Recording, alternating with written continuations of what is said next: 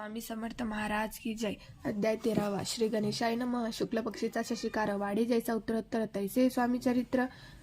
हे बटना। श्री स्वामी समर्थ महाराज की जय। अध्याय 13 श्री गणेशाय नमः। शुक्ल पक्षीचा शशिकार वाढी जायचे उत्तरोत्तर तैसे स्वामी चरित्र। अध्याय दे वाढले द्वादशाचे अंती श्रीपाद बड्डबाळा प्रति कपटयुक्तीने फसवू पाती परी झाले व्यर्थची स्वयंपादित करावयासी लज्जा वाटते त्यासी तया ते एके समयासी काय बोलती समर्थ निर्लज्जासी सानिध्य गुरु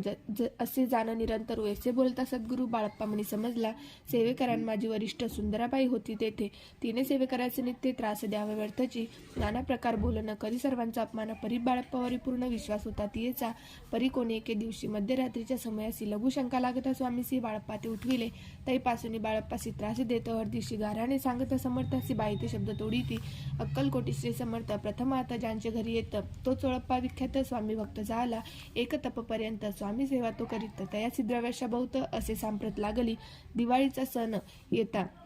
राजमंदिरा माझे समर्थ राहिले असता आनंदात वर्तमान वर्तले कोण्या भक्ती समर्थासी अर्पले होते चंद्रहारासी सणानिमित्त त्या दिवशी अंगावरी घालावा राणीचे मनात विचार येतात त्वरित सुंदराबाईशी बोलत चंद्रहार द्यावा की सुंदराबाई बोलली तो आहे चोळप्पाजवळी ऐसे एकता त्या काळी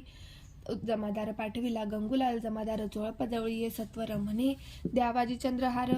राणी साहेब मागती चोळप्पा बोले तयासी हार नाही आम्हापासी बाळप्पा ठेवितो तयासी तुम्ही मागून द्यावा की ऐसे कोणी उत्तर गंगूलाल जमादार बाळप्पा जवळी येऊन सत्वर हार मागू लागला बाळप्पा बोले उत्तर आपण असे चंद्रहार परी चोळप्पाची त्यावर सत्ता असे सर्वस्वे ऐसे कुणी बोलणे जमादार पुसे चोळप्पाकाराने जबाब दिला चोळप्पाने बाळप्पा देती चरी घेईजे ऐसे भाषण ऐकून जमादार पडतो न रूपमंदिरी येऊन वर्तमान सर्व सांगे चोळप्पाची एकूण कृती रागाला राणीप्रती सुंदराबाईने ही गोष्ट तयाविरुद्ध सांगितल्या कारभार चोळप्पा करीत जो होता आजवरी तो काढून त्यास दुरी करावे राणी म्हणत असे एके अवसरी काय झाली नवलपरी बैसली समर्थाची स्वारी भक्तमंडळी वेष्टीत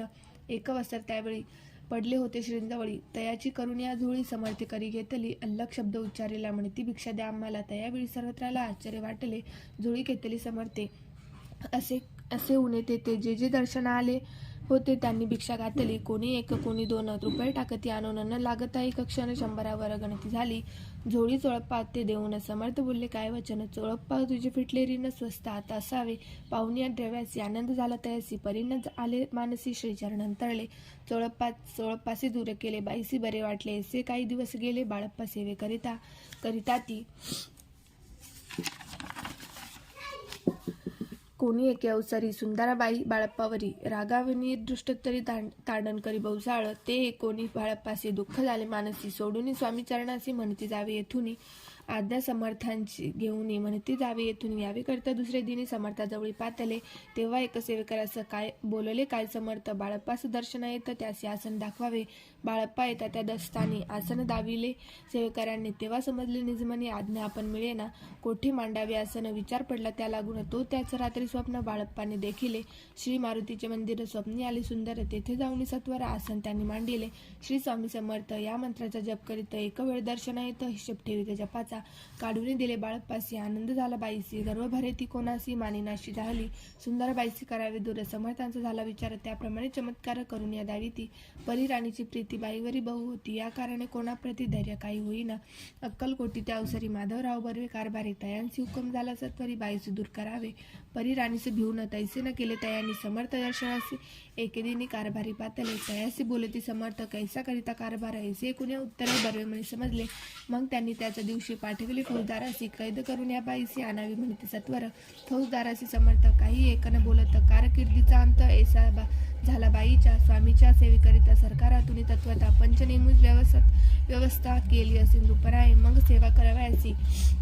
घेऊन गेले बाळप्पासी म्हणती देऊ तुम्हासी पगार सरकारातून बाळप्पा बोलले तयांसी द्रव्याश नाही आम्हासी आम्ही निर्लोभ मानसी स्वामी सेवा करू की बाळप्पाचा जप होता पूर्ण एक भक्तास सांगून करविले श्रीने उद्यापन हिशोब जपाचा घेतला बाळप्पाने चाकरी एक तप सरासरी केली उत्तम प्रकारे समर्थाती प्रिय झाले दृढ निश्चय आणि भक्ती तैसी सद्गुरुचरणे आसक्ती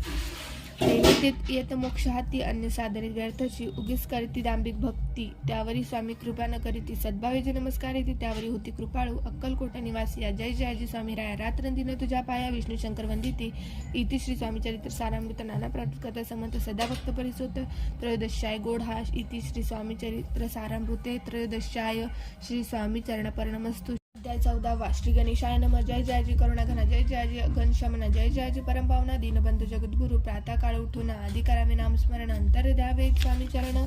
शुद्ध मन करोनी प्रातः कर्मे आटपोनी मग बैसावे आसनी भक्ती धरुनी स्वामी चरणी पूजन करावे विधियुक्त एकाग्र करून मन घालावे शुद्ध डोक स्नान सुगंध चंदन लावून सुवासिक कुसुम अर्पावी धूप दीप नैवेद्य फल तांबूल दक्षिणा शुद्ध अर्पावे नाना खाद्य नैवेद्याकारणे स्वामींच्या षोडोपचारे पूजन करावे सद्भावे करून धूप दीपाती अर्पून नमस्कार करावा मग करावी प्रार्थना जय जयाजी अघरहरणा परतपरा कैवल्य संज्ञा ब्रह्मानंद यतिवर्या जय जयाजी पुराण पुरुषा लोकपाला सर्वेश अनंत ब्रह्मांड दिशा वेदवंत जगद्गुरु सुखधाम निवासी या सर्व साक्षी करुणालया भक्त जनतारया अनंत रूपे नटलासी तू अग्नि तू पवन तू आकाश तू जीवन तुझी वसुंधरा पूर्ण चंद्र सूर्य तूच बाई तू विष्णू आणि शंकर तू विधाता तू इंद्र अष्टदिक्पालादी समग्र तुझ रूपे नटलासी करता आणि करविता तुझी हवी आणि होता दाता आणि देवता तुझं समर्थ निश्चय जंगम आणि स्थिर तुझे व्यापिले समग्र तुझ लागी आदिमार्ग कोठे असे पाहता असून निर्गुण रूपे नटल्याचे सगुण ज्ञाता आणि ज्ञान तुझे एक विश्वेशा वेदांचाही तर्क चांचरे शास्त्रांतेही नावरे विष्णू शंकर एक सरे कुंठित झाले सर्वही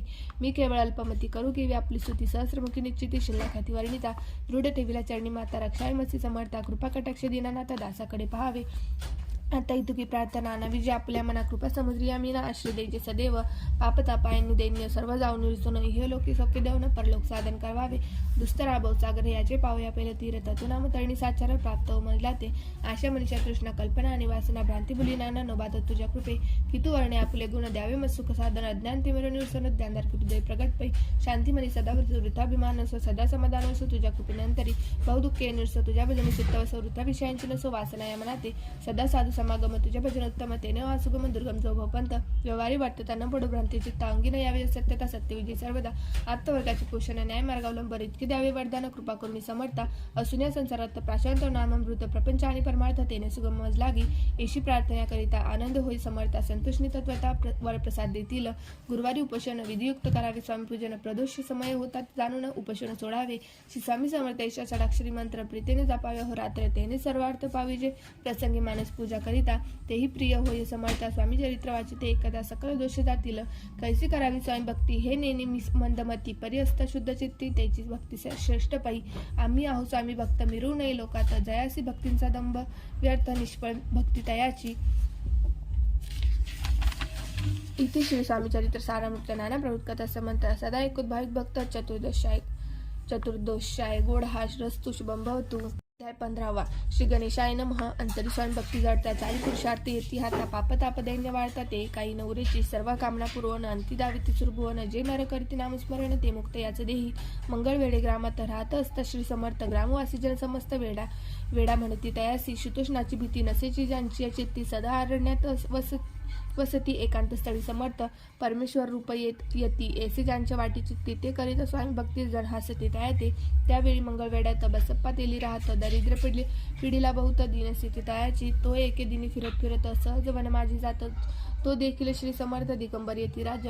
कंटकश्चा करून तियेवर केले शयन ऐसे नवल देखून लोटांगण घालीत असे अष्टभावी दाटुनी माथा ठेवी श्रीचरणी म्हणे कृपा कटाक्ष करून दासाकडे पहावे स्वामी चरणांचा स्पर्श होता ज्ञानी झाला तो तत्वता कर जोडून स्तविता झाला बहुत प्रकारे भावनी आणि प्रेमळ भक्ती अंतरी संतोषली यती वरद हस्त ठेवी ती तत्काळ मस्तिके तयांचे बसप्पाचे श्रीचरणी मन जडली तैपासून राहू लागला निषेधिनी स्वामी सनिग्न आनंदे मग बसप्पाची कांता ऐकून येशी वार्ता करीतसी आकंता म्हणे घर बुडाले बसप्पा येत गृहाची दृष्टोत्तरे बोले त्यासी म्हणे सोडील संसारासी वेड काय लागले परी बसप्पाचे चित्त स्वामी चरणी आसक्त जनपावादान भक्त नसे जाड कोणाची एके दिवशी अरण्यात बसप्पा स्वामी सेवा करीत तव झाली असे रात घोरत मदाटले चित्त जडले श्रीचरणी भीती नसे काही म्हणे 2 प्रहर होता रजनी समर्थ उठणी चालले पुढे जाता समर्थ बसप्पा मागे चालत प्रवेशले घोर अरण्यात क्रूर श्रापदे ओरडती चित्ती न वाटे काही भीती स्वामी चरणी जडली वृत्ती देह भान नसेची तो समर्थ केले नवल प्रगट झाले असंख्य व्याल भूभागे व्यापिला सकळ तेज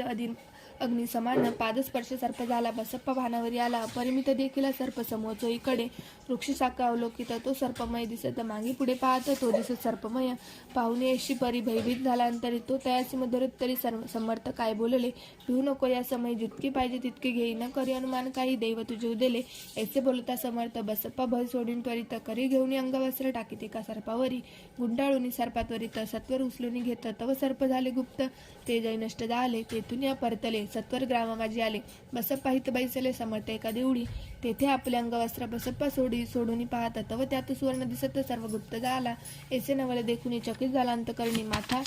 ठेवी स्वामी चरणी प्रेमाश्रू नयनी वाहती. त्यासी बोले ती अतिश्वर घरी जावे. ता सत्वर सुख करावा संसार दारा पुत्रा पोषिजे. असो तो बसप्पा भक्त संसार मुखोपभोगित. रात्रंदिने श्री स्वामी समर्थ मंत्र जपे अत्यांदरे. इति श्री स्वामी चरित्र सारामृत ज्ञान प्रभू कथा संबंध सदा भाविक परिसोत पंचदशाय गोढा. श्री स्वामी चरण परणमस्तु. श्रीरस्तु शुभम.